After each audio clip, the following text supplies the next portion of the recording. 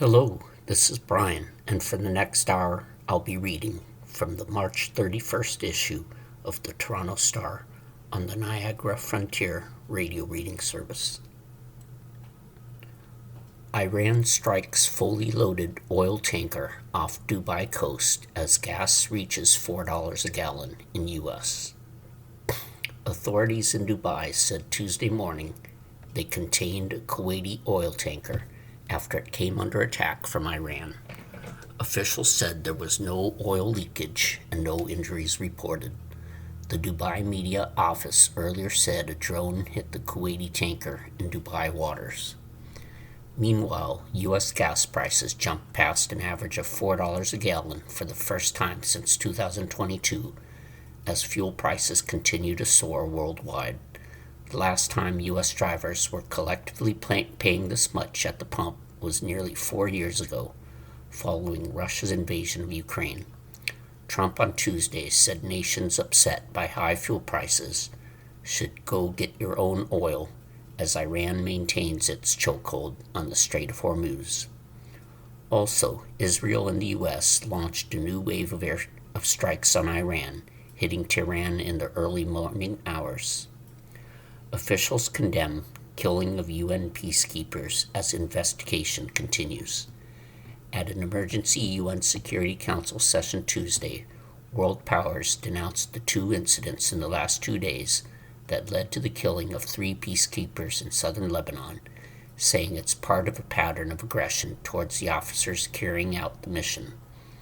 These are sadly not the only dangerous incidents faced by UNIFIL's courageous peacekeepers, Jean-Pierre Lacroix, the UN peacekeeping chief, said during his briefing. There has been a worrying increase in denials of freedom of movement and aggressive behavior. He described several incidents in the last week where the Israel Defense Forces fired warning shots at a UNIFIL patrol, and days later, another patrol was subjected to heavy small arms fire from a group of approximately 20 individuals blocking the road. Lacroix added that the investigation into the origin of the attacks is ongoing, and it's not clear which side was responsible for the death of the 3 Indonesian officers. Earlier Tuesday, Italy and France expressed concern over the attacks against UN personnel, and Turkey has condemned such attacks. FIFA's president attends soccer game between Iran and Costa Rica. Players on Iran's national soccer team used the friendly international game against Costa Rica on Tuesday to honor children allegedly killed by U.S. and Israeli airstrikes and bombardment of their country. There were no spectators at the stadium in Antalya in southern Turkey, but FIFA's president, Gianni Infantino, was present at the game. They were joined by Iran's coach, Amir Ghalioneh, Iran's Football Federation Vice President, Medeh Mohammad Nabi, and staff members posing with the photographs of children in their hands while singing the national anthem ahead of the match that served Iran as a World Cup warm-up ahead of the tournament being co-hosted by the United States, Mexico, and Canada. China and Pakistan to promote 5 points aimed at ending the war. China and Pakistan agreed to promote a 5-point proposal aimed at restoring peace in the Middle East after a month-long war. Chinese Foreign Minister Wang Yi on Tuesday received his Pakistani counterpart, Ishaq Dar, and both agreed on the 5 points they'll pursue: an immediate cessation of hostilities, the start of peace talks as soon as possible, ensuring the safety of non-military targets, guaranteeing the safety of navigation through the Strait of Hormuz, and safeguarding the primacy of the UN Charter. Chinese state media and Pakistan's foreign ministry announced the agreement. Both countries called on all parties to follow proposals, but they didn't mention any other concrete steps. Dar traveled to Beijing as Pakistan has been acting as a mediator between Iran and the United States. The South Asian country is using its relatively good ties with both Washington and Tehran to try to help end the war. Seizing Karg Island would risk U.S. troops' lives and may not end Iran war, experts say. President Trump is threatening to deploy ground troops to seize critical oil infrastructure on Iran's Karg Island, a military gambit experts say would risk American lives and could still fail to end the war. If Trump wants to hobble Iran's oil industry for leverage in negotiations, a better option might be setting up a blockade at sea against ships that have filled up at Karg Island's oil terminals, the experts said. The island, located on the other side of the Persian Gulf from U.S. bases in Kuwait and Saudi Arabia, is the beating heart of Iran's oil industry, through which 90% of its exports pass. Putting people on the ground might be the most psychologically compelling way of striking a blow at Iran, said Michael Eisenstadt, a former U.S. military analyst who now directs the Military and Security Studies program at the Washington Institute for Near East Policy. On the other hand, you're putting your own troops at jeopardy, said Eisenstadt, a retired Army Reserve officer who served in Iraq. It's not far from the mainland, so they can potentially rain a lot of destruction on the island if they're willing to inflict damage on their own infrastructure. U.S. stocks bounce back as crude oil prices stabilize. U.S. stocks are bouncing back as the spike for oil prices caused by the war with Iran slows. The S&P 500 climbed 1.2% early Tuesday. A day earlier, it closed more than 9% below the all-time high it set early this year. The Dow Jones Industrial Average rose 410 points, and the Nasdaq Composite added 1.6%. Steadying oil prices took some pressure off Wall Street. The worry is that if oil prices stay high for a long time because of the war, it could set off a brutal blast of global inflation. Treasury yields ease again in the bond market. Death toll in Lebanon reaches 1,268 since the latest Israel-Hezbollah war began. The health ministry in Beirut said Tuesday that 21 people were killed and 70 wounded over the past 24 hours. The ministry says 1,268 have been killed and 3,750 wounded since the last Israel-Hezbollah war began March 2nd. The dead include 125 children and 88 women, the ministry says. Israeli airstrike kills a father and his 5-year-old son in southern Gaza. That's according to health officials at Nasser Hospital, where the casualties were taken Tuesday. The Israeli military did not immediately respond to a request for comment. In the courtyard of Nasser Hospital, the family and acquaintances of the father and his son gathered for the funeral prayer, carrying their bodies in white burial shrouds in tears and agony. The Gaza Strip has seen near daily Israeli fire and strikes since a fragile ceasefire was reached in October, and nearly 709 Palestinians have been killed since, according to figures from the Hamas-run Gaza Health Ministry. Israel and Hamas have traded accusations of violating the ceasefire. Gaza's militants have sat out the current Iran conflict. Iranian Foreign Minister warns against targeting infrastructure. Iranian Foreign Minister Abbas Araghchi on Tuesday issued a warning against Israel unashamedly bombing pharmaceutical companies as part of the Iranian infrastructure the U.S. and Israel have been targeting since the war began. Their intentions are clear. What they've gotten wrong is that they're not dealing with defenseless Palestinian civilians. Our powerful armed forces will severely punish aggressors, he wrote on X. Israel's defense minister outlined plans for Israeli invasion of Lebanon. Speaking to military officials, Minister Israel Katz reiterated that the military aims to control the area south of the Litani River, some 20 miles north of the border. He said Israel will prohibit the return of 600,000 Lebanese who fled the area over the last few weeks until safety and security were ensured for residents of Israel's north. Hezbollah and Israel have exchanged consistent cross-border fire since the latest flare-up that began March 2nd. He said all homes in the Lebanese villages directly across the border from Israel would be demolished in order to remove once and for all the threats near the border from residents of the north. Indonesian government implements efficiency measures as the Iran war squeezes the energy sector.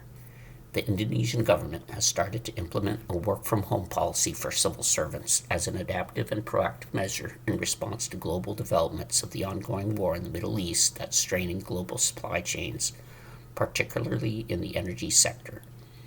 Implementing work-from-home arrangements for civil servants at the central and regional levels, with one workday per week on Fridays, Coordinating Economic Minister Erlangga Hartarto said in a broadcasted conference Tuesday. The government is also implementing mobility efficiency measures that include a 50% reduction in official vehicle use, except for operational purposes, and electric vehicles, and encouraging the use of public transportation.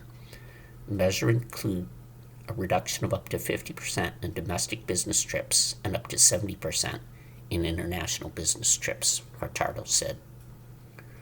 Recommendations regarding working from home and efficiency have also been provided to the private sector, taking into account the needs and characteristics of each business. Trump says the U.S. isn't pulling assets from around the Strait of Hormuz just yet. At some point I will, not quite yet, but countries have to come in and take care of it, he told CBS News in a telephone interview Tuesday. Iran has been decimated, but they're going to have to come in and do their own work. The conversation followed Trump's social media post in which he lashed out at allies over their unwillingness to help the U.S. reopen the critical passageway.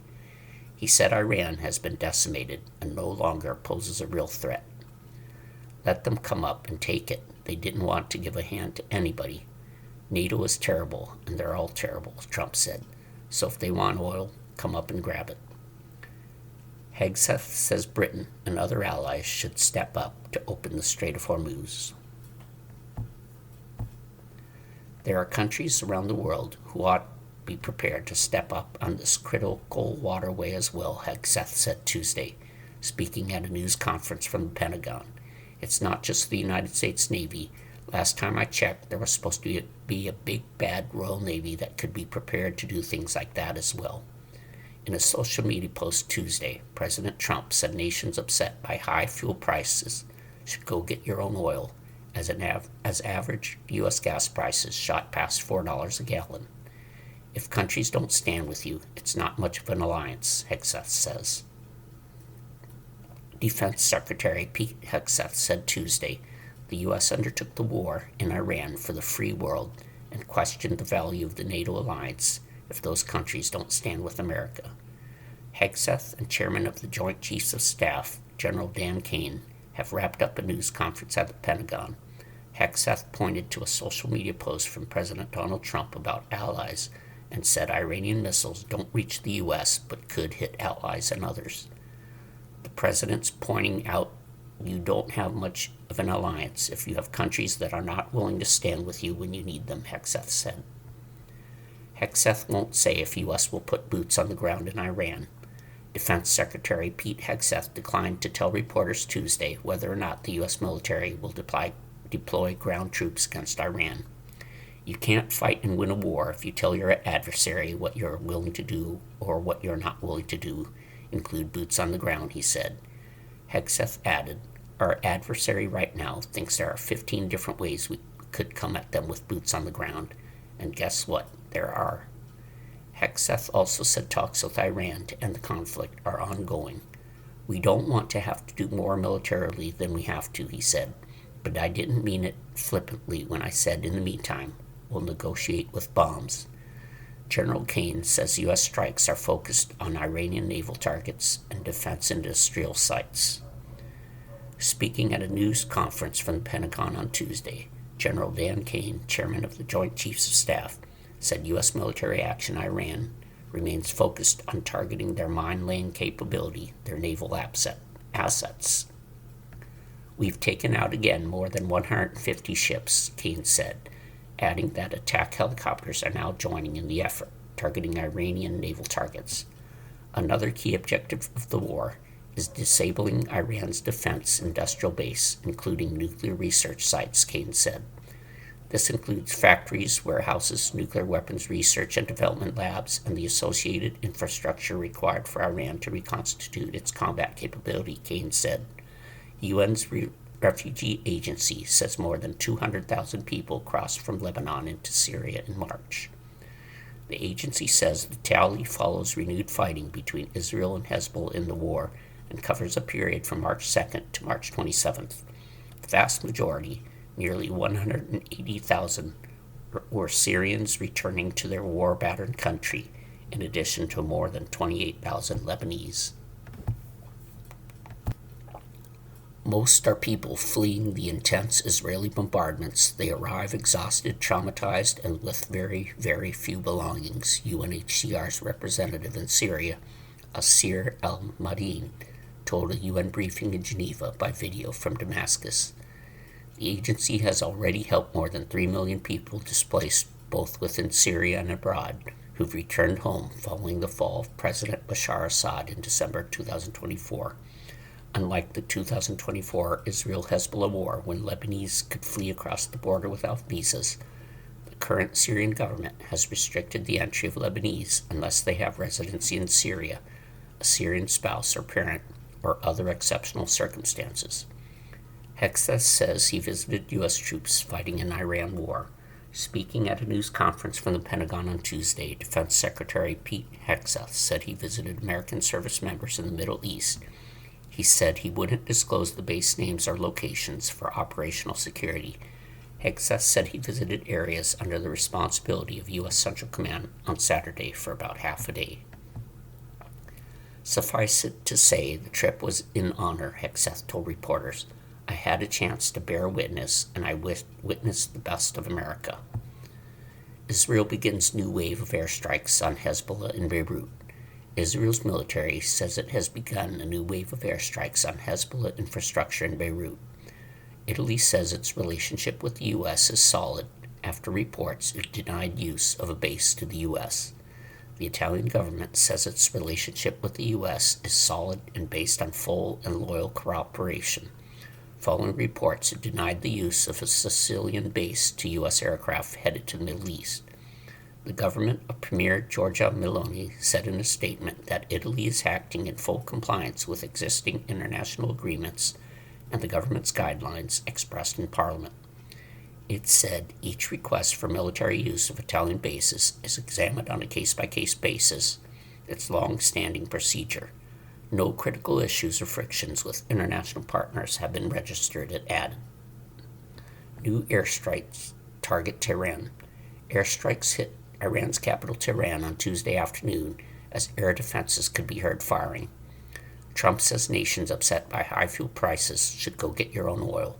U.S. President Donald Trump said nations upset by high fuel prices should go get your own oil as Iran maintains its chokehold on the Strait of Hormuz. His comments in a social media post on Tuesday came as average U.S. gas prices shot past $4 a gallon. He expressed his frustration toward allies that have been unwilling to help the U.S. reopen the critical passageway. He also said they should buy from the U.S. because we have plenty. Gasoline and diesel prices jump in UAE.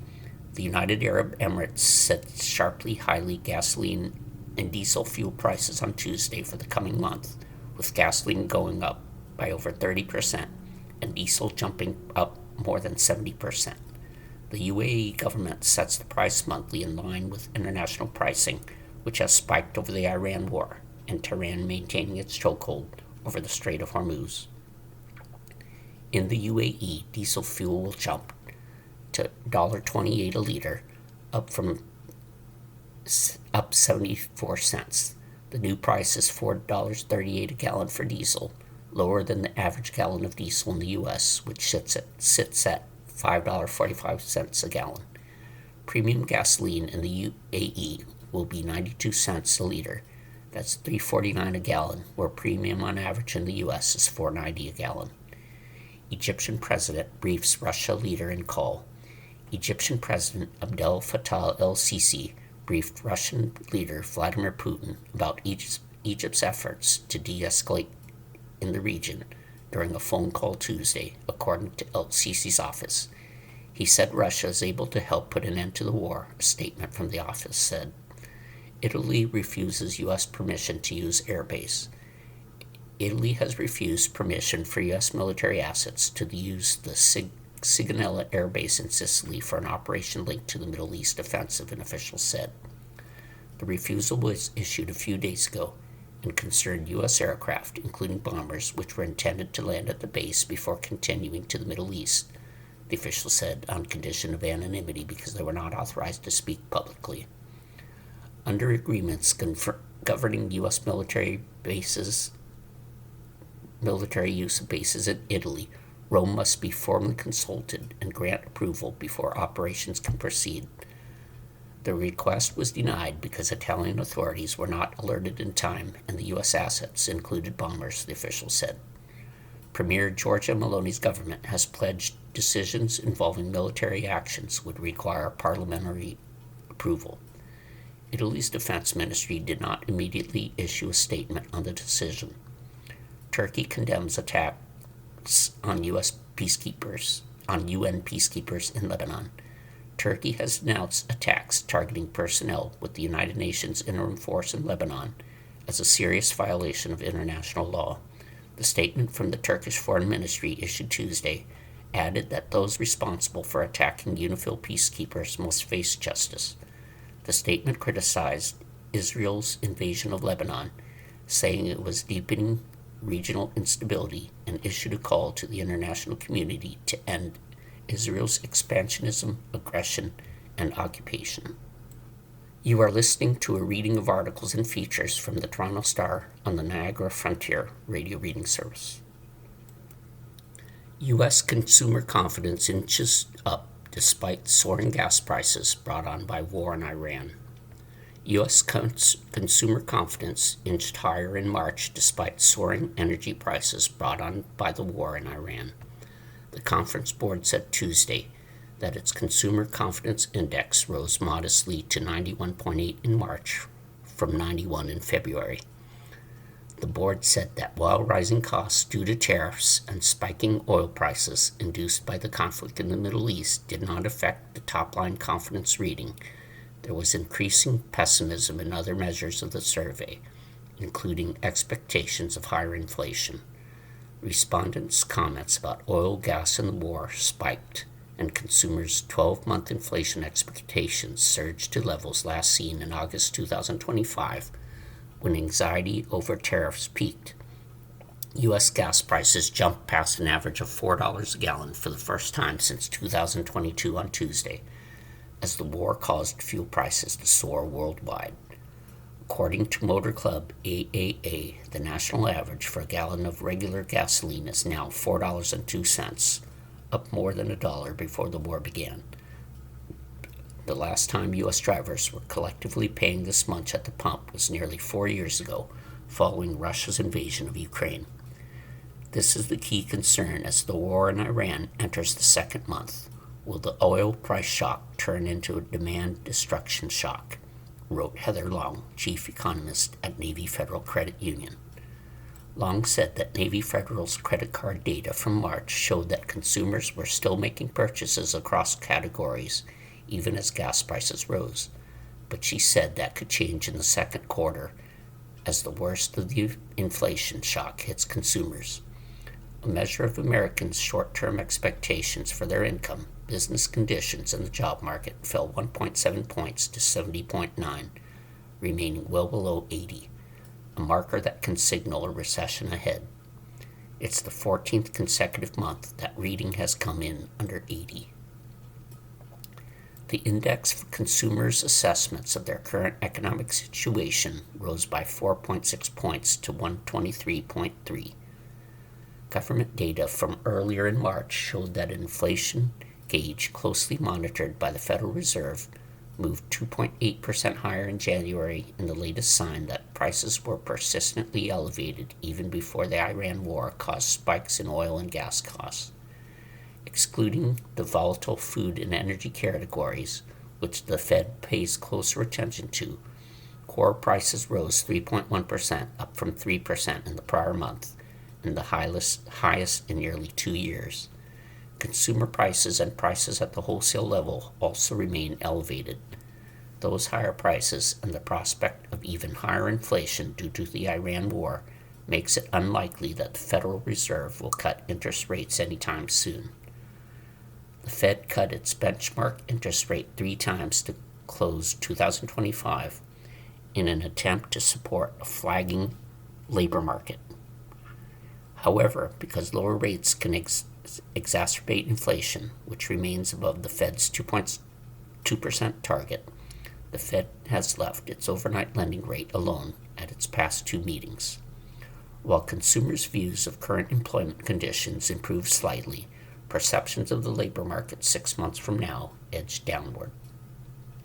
The Labor Department reported earlier in March that U.S. employers unexpectedly cut 92,000 jobs in February, a sign that the labor market remains under strain.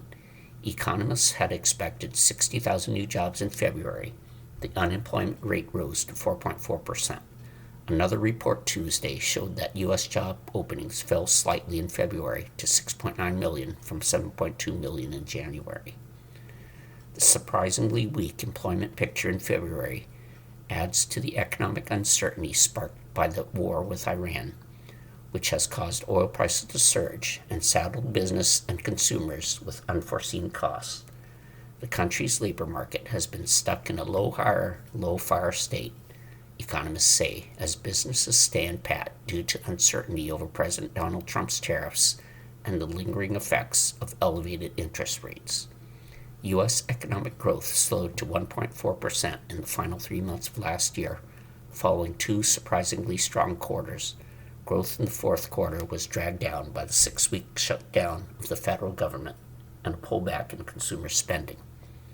According to the Tuesday's survey results, consumers' plans to buy cars continued to rise in March, with used cars remaining the clear preference. Home buying expectations fell in March as the spring buying season kicks off in the midst of a years-long housing market slump. Expectations that stock prices will be higher a year from now plunged, the board said. Sanctioned Russian tanker docks in Cuba after U.S. allows passage despite energy blockade. A Russian tanker docked Tuesday at the Cuban port of Matanzas, laden with 730,000 barrels of oil, marking the first time in 3 months that an oil tanker reached the island.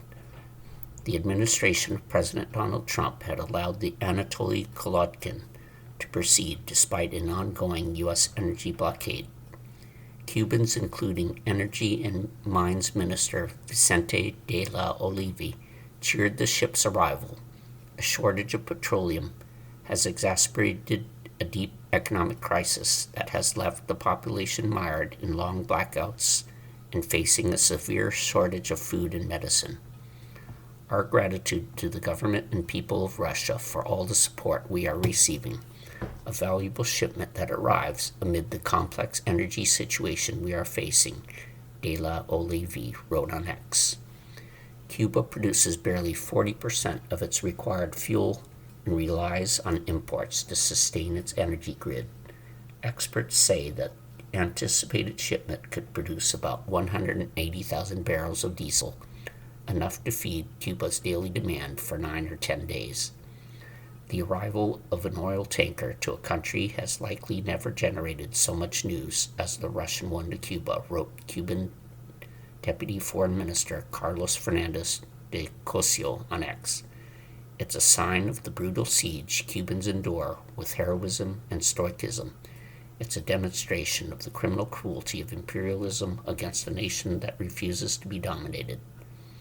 The vessel's arrival was watched by some fishermen as it docked under the early morning sun.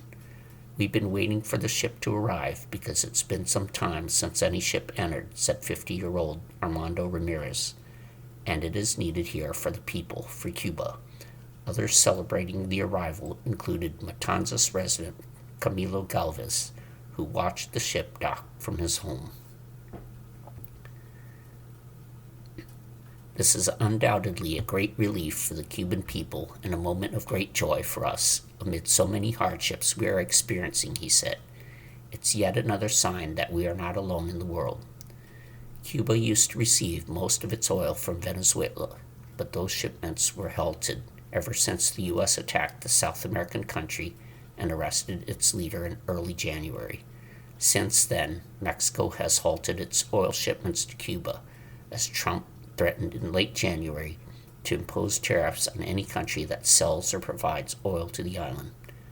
On Sunday night, Trump had said he had no problem with a Russian oil tanker off the coast of Cuba delivering relief to the island. "We don't mind having somebody get a boatload because they have to survive," Trump told reporters as he flew back to Washington. "Cuba's finished," he added. "They have a bad regime. They have very bad and corrupt leadership, and whether or not they get a boat of oil, it's not going to matter." The vessel is sanctioned by the United States, the European Union, and the United Kingdom following the war in Ukraine. On Monday, when asked about Trump's decision to allow the Russian oil tanker and not ones from other countries, White House Press Secretary Karoline Leavitt called it a decision that will continue to be made on a case-by-case basis for humanitarian reasons or otherwise, adding that there's been no firm change in our sanctions policy. Trump and U.S. Secretary of State Marco Rubio have been pressuring for major changes in Cuba's policies and governance, all while both sides acknowledge talks as the island's economic and energetic crisis deepen. You are listening to a reading of articles and features from the Toronto Star on the Niagara Frontier Radio Reading Service. A U.S. Marine is detained after TSA finds a live 25mm explosive round in his checked bag. A U.S. Marine was detained at a California airport after Transportation Security Administration personnel found a live 25mm explosive round in his checked baggage, police said. The round was found during the screening process of checked luggage at Palm Springs International Airport on Monday, the Palm Springs Police Department said in a news release.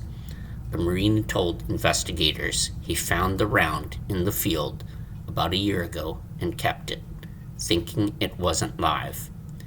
Due to extensive rust and corrosion, the round's original identifying paint markings were no longer visible, making it difficult to determine whether it was an inert training munition or a live explosive device, police said in the news release. The Riverside County Sheriff's Department Explosive Ordnance Disposal Team used X-ray technology to confirm that it was a live round. The team took it to a desert area near Interstate 10, where it was destroyed, the news release said. No one was hurt. Police said they submitted the case to the Riverside County District Attorney's Office for a review of potential violations and criminal charges. An email seeking comment was sent to the District Attorney's Office Tuesday. The Marine, who was released to military authorities, could face administrative action by the Marine Corps and a potential civil penalty through the TSA, police said. Emails seeking comment were sent to both organizations. With Spielberg's help, a 101-year-old Auschwitz survivor has become a mighty warrior against hate. After surviving Auschwitz-Birkenau, Jeanette Kalinka developed a stock answer to shut down questioners who'd asked her about her experiences of the Nazi death camp and its horrors. "If I had a child, well, I would prefer to strangle them with my own hands than make them go through what I went through," she'd tell them. "For me, that was an answer that said it all," Kalinka says. Now, at the tail end of a remarkably long and fruitful life, the feisty 101-year-old with an easy and generous smile has become a mighty warrior against anti-Semitism in France, seeing purpose in sharing her first-hand insight of murderous hatred and inhumanity.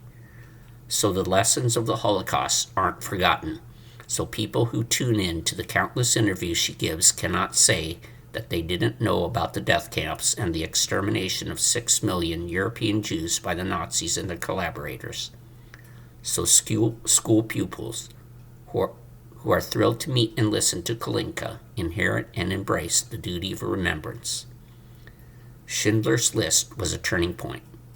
Kalinka credits Steven Spielberg for helping to precipitate her decision 30 years ago to start opening up about the mental and physical scars that she buried for decades.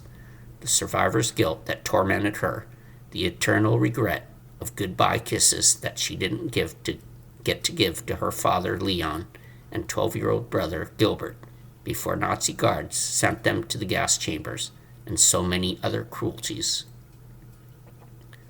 After the 1993 release of Schindler's List, Spielberg launched a foundation to collect testimonies from Holocaust survivors. When it contacted Kalinka, she was reticent, replying that talking to her would be a waste of time. She recounts and returned to Birkenau, her memoir. But when its interviewer then sat down with her in 1997, out the memories flowed for nearly 3 hours, tears too.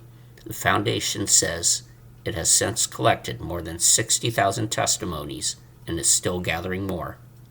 For the first time, I found myself compelled to think about it again, Kalinka says in her book, published in 2019.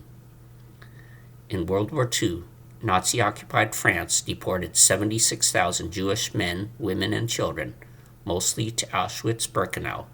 Just 2,500 survived. It took France's leadership 50 years to officially acknowledge the state's involvement in the Holocaust, when then-President Jacques Chirac, in 1995, described French complicity as an indelible stain on the nation. Through her books, media appearances, and school visits, Kalinka has become the most prominent remaining French survivor of Auschwitz-Birkenau. Just a few dozen, perhaps fewer than 30, are still alive, according to the Paris-based Union of Auschwitz Deportees, a survivors group.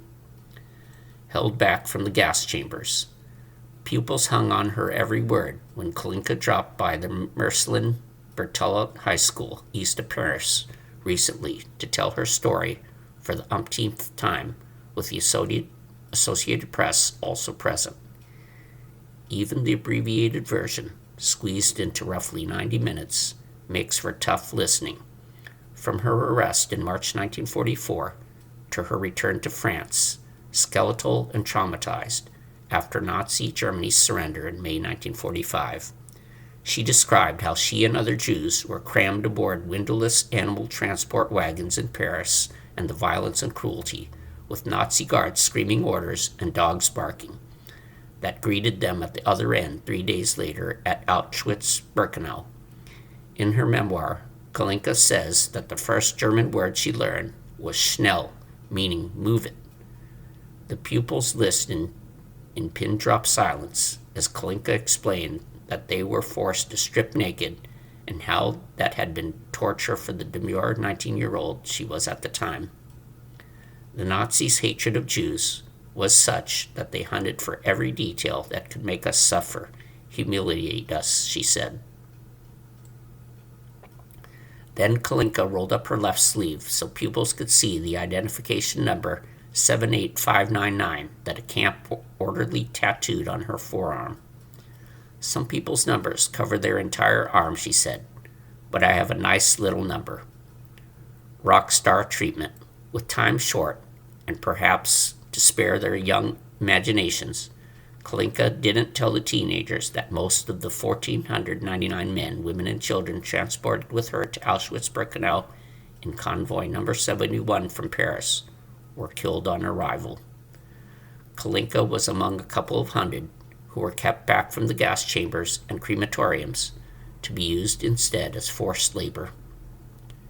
As a prisoner, Kalinka used to watch subsequent trains being unloaded, knowing that those aboard would soon be dead. Focused on survival, she shut down her emotions. I became a robot, she told the pupils. After her talk, a group of them gathered around Kalinka to keep chatting and ask more questions, giving her rock star treatment, not wanting the encounter to end. Nor Bengela, 17, and Sarato Somohoro, 19, were giddy with admiration. Simultaneously, they reached for the same word to describe Kalinka: extraordinary.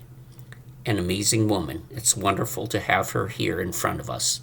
This strength of testimony, her mental fortitude, Bengela said. Keeping this history alive is the only thing that will permit us to not make the same mistakes. European ministers in Ukraine for Bucha atrocities anniversary as drones hammer Russian oil ports.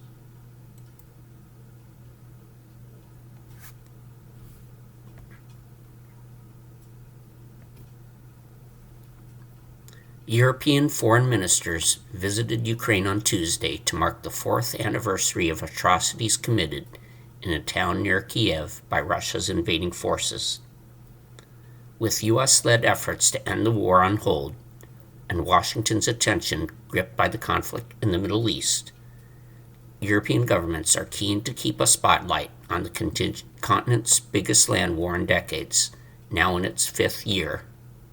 Ukrainian President Volodymyr Zelensky said that he would hold a video call on Wednesday about ways to end Russia's invasion with American negotiators as well as NATO Secretary General Mark Rutte joining in.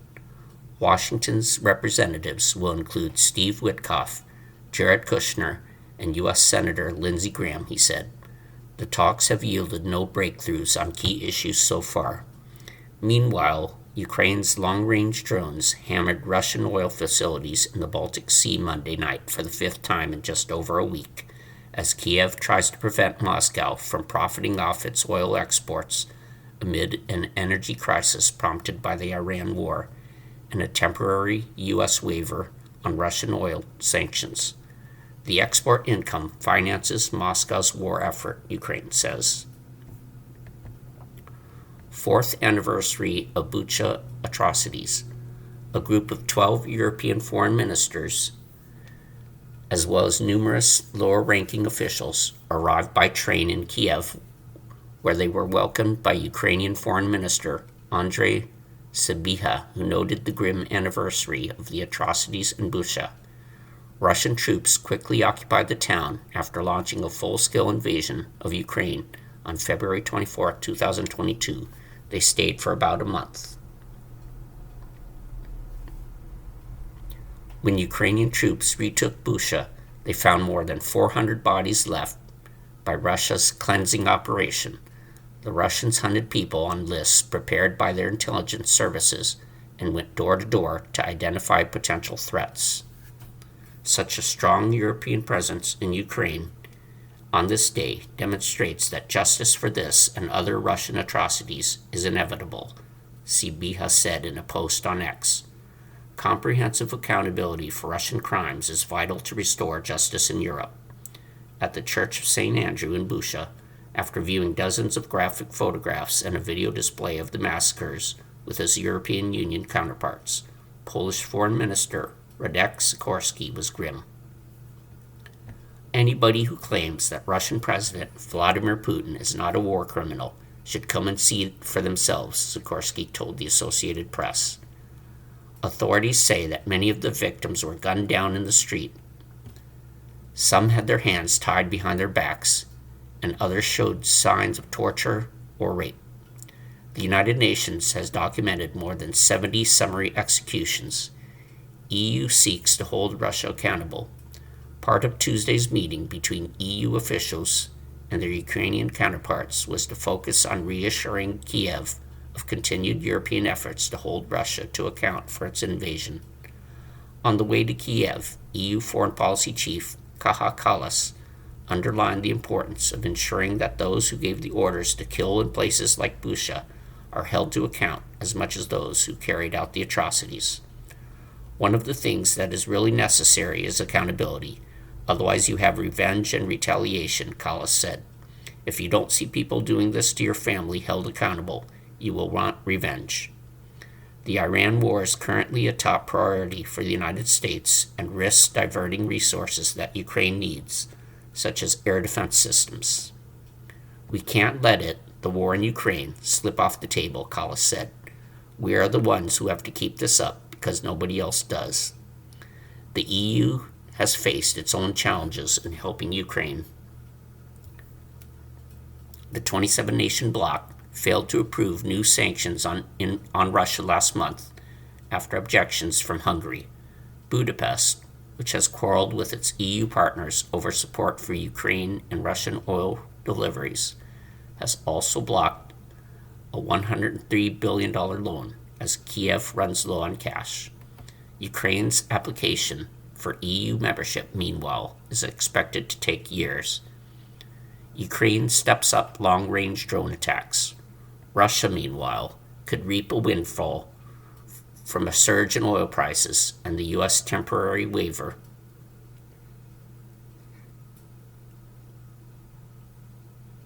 on Russian oil sanctions designed to ease supply shortages.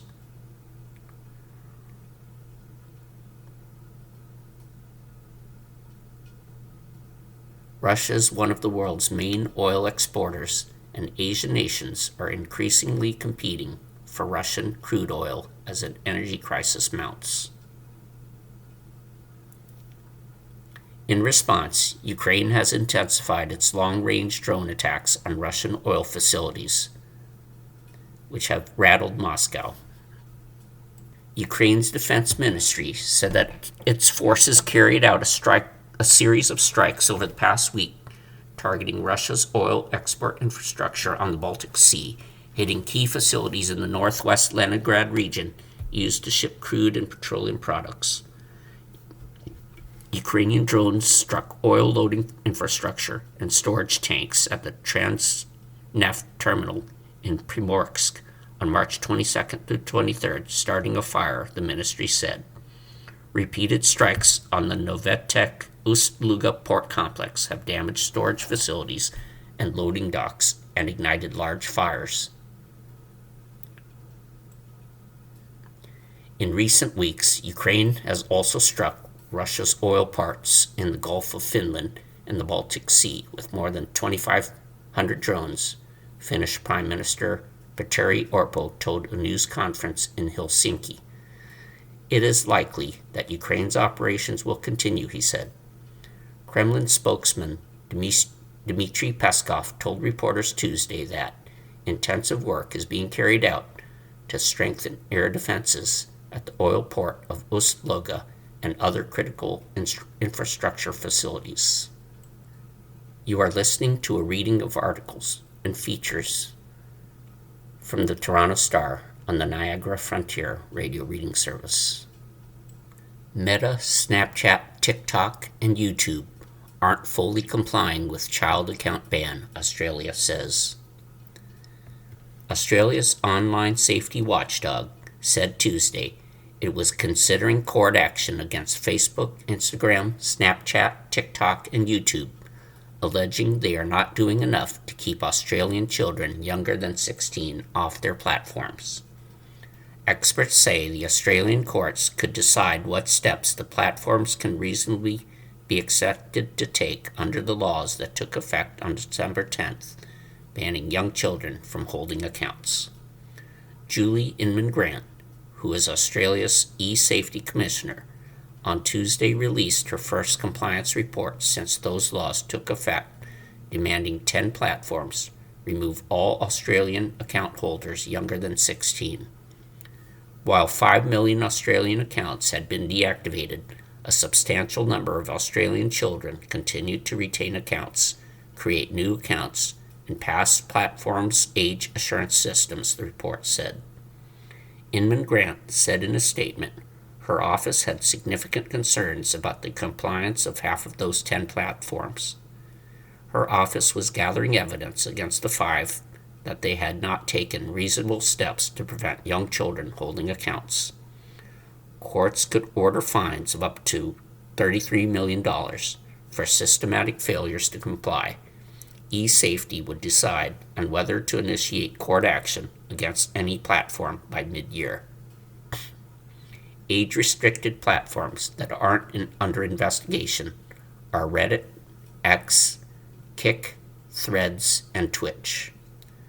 Communications Minister Anika Wells said the 5 criticized platforms were deliberately not complying with Australian law.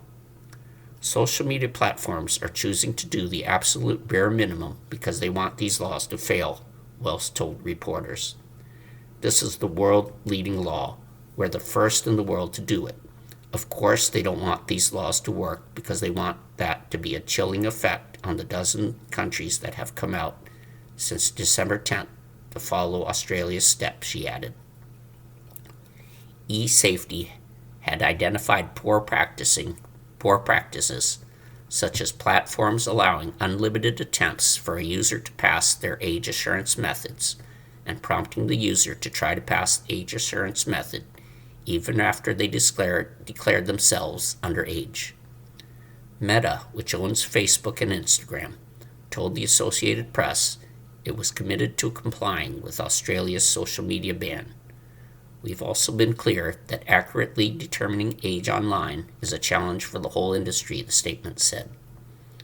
Snap Inc., the parent company of Snapchat, said it has locked 450,000 accounts in compliance with the law and continued to lock more every day. Snapchat remains fully committed to implementing reasonable steps under the legislation and supporting its underlying goal of improving online safety for young Australians, a Snap statement said. TikTok declined to comment on Tuesday, and Alphabet Inc., which owns YouTube and Google, did not immediately respond to a request for comment. Lisa Given, an information science expert at RMIT University in Melbourne, said she expected the courts will decide whether platforms have taken reasonable steps to exclude young children.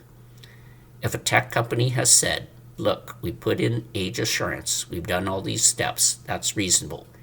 Even though the age assurance technologies are flawed, whose fault is that? Should they be held accountable for a piece of technology that is not 100% and likely not going to be 100% foolproof anytime soon, Given said. That's really the crux of it, what the courts will deem reasonable, she added. Reddit has filed one of two constitutional challenges to the social media ban in the Australian High Court. The other was filed by Digital Freedom Project, a Sydney-based rights group that did not immediately respond to a request for comment Tuesday. Both suits claim the law is unconstitutional because it infringes on Australia's implied freedom of political communication. A preliminary hearing is set for May 21st when the court will set a date for oral arguments, Reddit said Tuesday.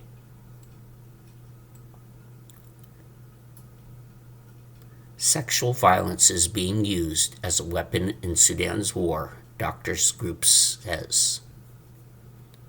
Sexual violence against women and girls is being used as a weapon of war in Sudan's fierce conflict between the military and paramilitary rapid support forces, international aid group Doctors Without Borders said in a report Tuesday. Sudan slid into chaos in April 2023 when a power struggle between the two forces exploded into open fighting in Khartoum and elsewhere. The International Criminal Court is investigating mass killings, gang rapes, and other crimes during the conflict as potential war crimes and crimes against humanity. Doctors Without Borders, known by its French acronym MSF, detailed in its report the accounts of women who were gang raped in the South Darfur and North Darfur regions. MSF said that at least 3,396 survivors of sexual violence sought treatment at their facilities between January 2024 and November 2025. The group said most of the survivors identified the perpetrators as armed men, with 60% of the cases in South Darfur involving multiple perpetrators. In the report, one survivor narrated her horrific ordeal. They took us to an open area. The first man raped me twice, the second once, the third 4 times, she is quoted in the report as saying.